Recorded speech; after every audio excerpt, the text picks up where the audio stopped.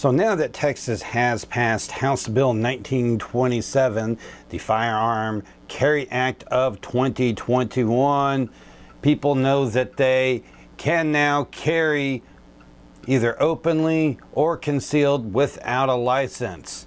But what does that mean? So I'm going to give you a breakdown here of what the law actually says about carrying with or without a license and other ramifications of all that and the differences between the two. Before I get into that, I am going to state that I am not a lawyer. This is not legal advice. Before you go out and carry anywhere, you need to look at stuff on your own and make sure that you are complying properly with the law. I am not responsible for what you do. So basically, carrying is going to fall into one of three categories now. You're going to have unlicensed carry. That's going to be both concealed and open, or pretty much treated the same way. You're going to have concealed licensed carry, and you're going to have open licensed carry. And even though it is the same license to carry that applies to both of them, there are some legal distinctions between the two. So first of all, things you can't really do at all. You can't carry when you're intoxicated.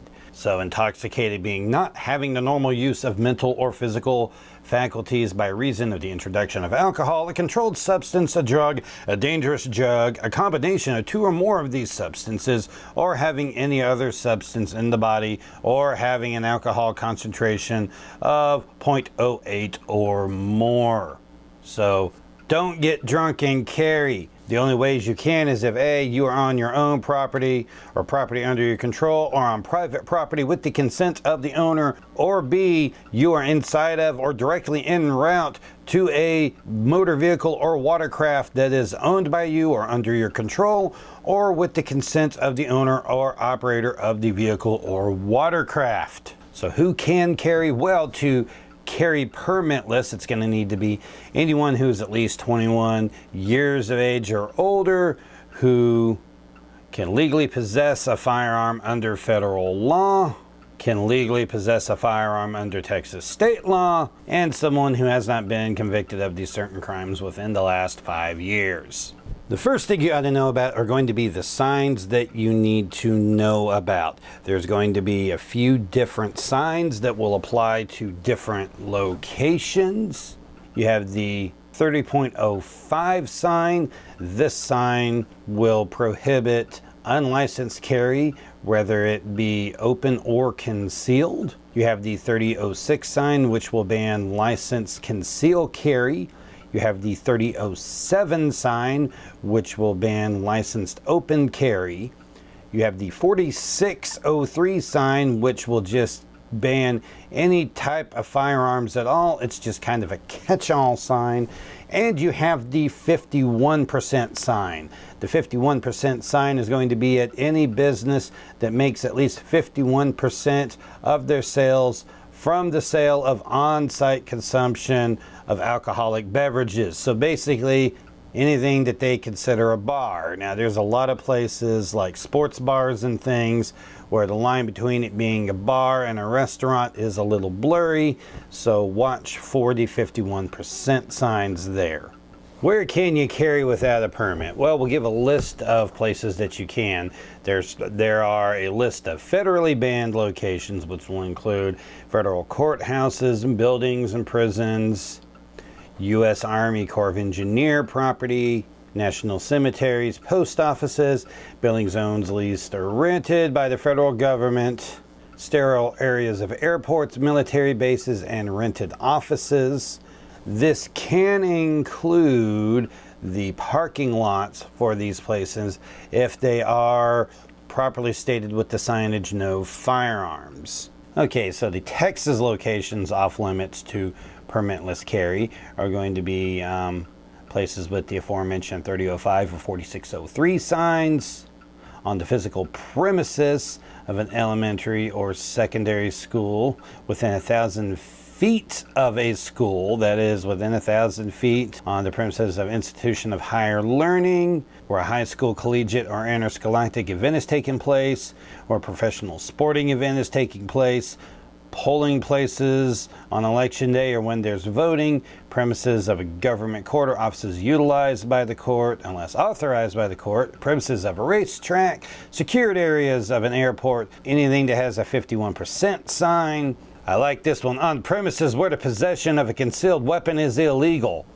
Thanks for that one. Premises of a correctional facility, a civil commitment facility within 1,000 feet of a place of execution on the day of an execution, premises of a hospital, a mental hospital or nursing home, a permanent amusement park, in the room of an open meeting of a government entity, and any place where the carrying of firearms is prohibited by federal law.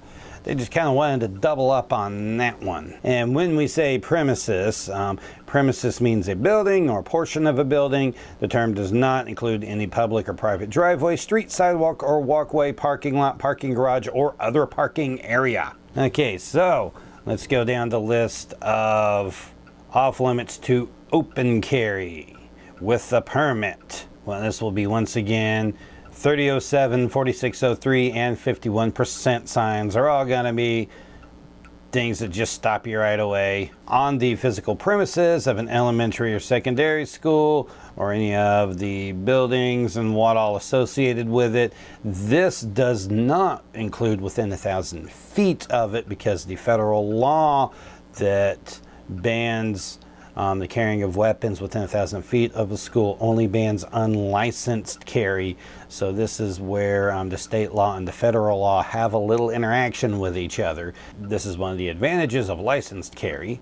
On the premises of an institute of higher education, or on the buildings and stuff with that, premises where professional sporting events taking place, premises of any government court or offices utilized by the court, premises of a racetrack, polling places on election day, premises of a correctional facility or civil commitment facility within 1,000 feet of a place of execution on the day that the execution is supposed to be happening. And locations off limits to licensed concealed carry, that would be places with the 3006, 4603, and 51% signs. Once again, on the physical premises of a school and everything, but not within the 1,000 feet of it. The professional sporting events, racetrack, government offices, polling place, correctional facility, civil commitment facility, place of execution. So some other things that are beneficial to having the license is going to be reciprocity with other states. There's some other states that you can only carry in if you have a license from a state that they recognize. They won't let you just open carry there necessarily. You do have the right to carry past a 3005 sign, but if you're open carrying, you're probably going to get harassed about it. If you feel like going through it, the law does say that having a license is a defense, a prosecution on that. I don't know if you want to deal with that, but you can. If you have a license to carry, you do not have to go through the background check to purchase a firearm because they will just make sure that your license to carry is valid, and if it is, then you've already gone through more vetting than what the regular background check will do. Your employer cannot stop you from keeping your firearm in your vehicle on company property if you have a license. And an unusual one here that, according to Texas law, if you are going through airport screening and you have a license and you accidentally forgot about your gun and have it on you and they catch that, as long as you leave immediately, go put it up somewhere, probably your car, because that's all you're going to have at the airport, and then come back in, you don't actually get charged with anything. And that is something that's specifically just for license holders. That does not work for unlicensed people. So another advantage. So some other questions that they address in this is, can local governments restrict things? Yes, they have certain places that they can restrict carrying of firearms on city property in certain places. They'll have to put signage up for that. Can I carry a gun in vehicle? Yes, you can carry it in your vehicle. It either has to be holstered or out of plain sight. Can't just be like sitting on the passenger seat. Can I carry my gun in a place of worship? Yes, unless they put the aforementioned signage up that would stop you, then no. Do I have a duty to inform a police officer that I'm carrying? Yes, you have to. You have to present the identification if they ask for it. The identification would be your driver's license, and if you have a license to carry, you would give them that as well. And that is the list of all this. Hopefully, me rambling off a bunch of legal speak has not bored you silly and driven you all away from this video. And hopefully you are all able to learn a little bit about this and are better off with the information that you have now. If you found this video useful, be sure to give it a thumbs up and a like. You can go down into the comment section and leave any thoughts you have down there. And if you're interested, you can also subscribe to my channel and click the little bell notification to make sure that you catch all the videos that I post so you don't miss anything. I'm Jeremy with Poindexter G, and we'll see you next time.